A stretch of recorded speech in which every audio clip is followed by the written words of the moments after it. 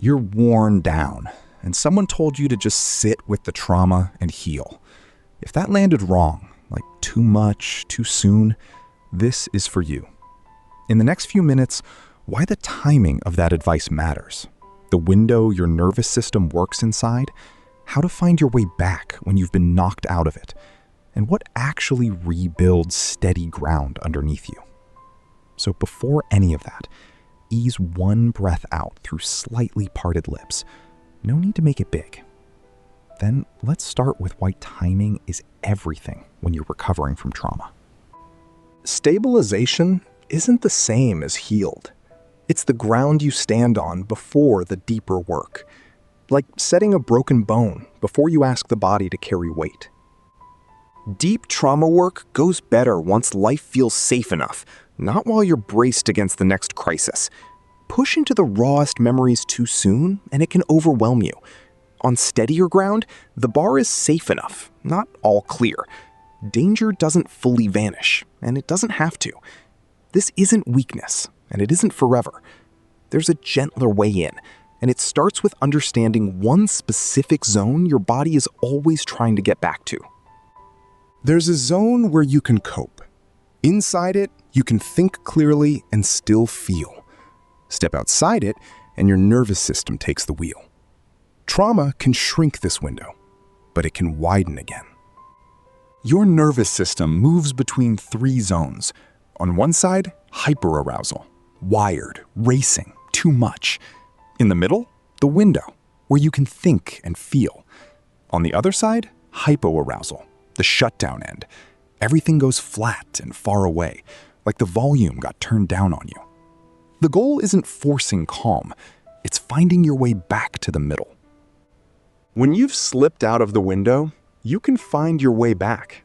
The way back is small and repeatable, and it depends on which way you went. If you're wired and racing, the way back is to slow it down. Breathe out with me, long and easy, and let that exhale stretch out past the breath in. That longer exhale can cue your body toward calm. If you're numb and shut down, it's the opposite. You gently come up. Stand up, move a little, look around the room. Put something cool against your skin, cold water on your wrists, an ice cube in your hand. A little jolt of activation, on purpose. Whichever direction you're coming from, anchor into right now. Start naming what's actually around you. 3 things you can see, a sound you can hear, the texture under your hand. Then push down. Feel your feet flat on the floor or your back against the chair, and lean into something that holds you. And if any of it makes things worse instead of better, stop that one and try a different one. You're allowed to. None of this is the cure.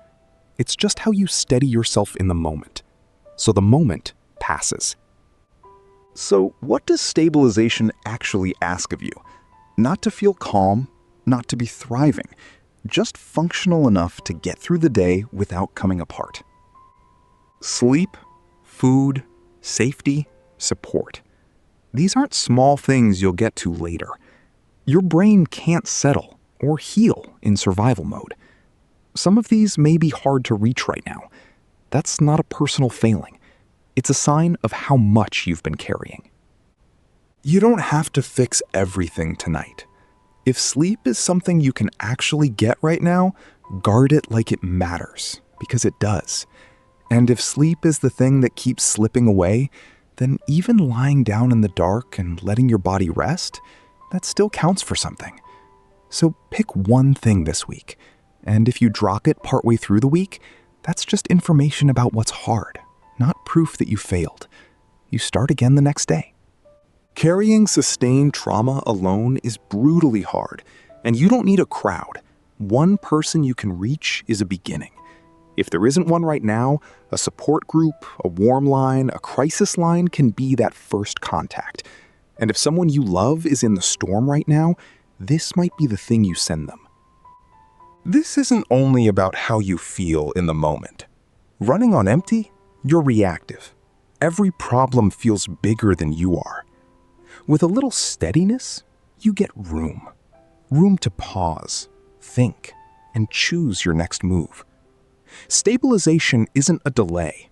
It's the groundwork everything else stands on. If all you did today was survive, that counts. Your body was doing exactly what it needed to do to get you here. That's not failure. That's how recovery works. You don't need a plan for all of it. Just the next few hours. A little sleep, something to eat, one message to one person. This won't always feel the way it does right now. You need to still be here when it eases. Grounding gets you through a moment. It isn't a substitute for treatment. And if it isn't enough, that's not failure either. If you're stuck in shutdown or panic most days, if flashbacks are constant or getting worse, or if you're having thoughts of harming yourself, reach out to a licensed trauma professional. Complex PTSD is treatable. You don't have to do the deeper work alone. And those flashbacks, the ones that hit when you're knocked clean out of your window, that's the next thing we'll sit with in the next video. If any part of this left you a little steadier than you started, that's the whole reason it exists. If you want them nearby for the next hard night, subscribing keeps them close, and a quiet like helps the next person find one at 2 a.m. That's all for now. Be gentle with yourself, and just make it to tomorrow.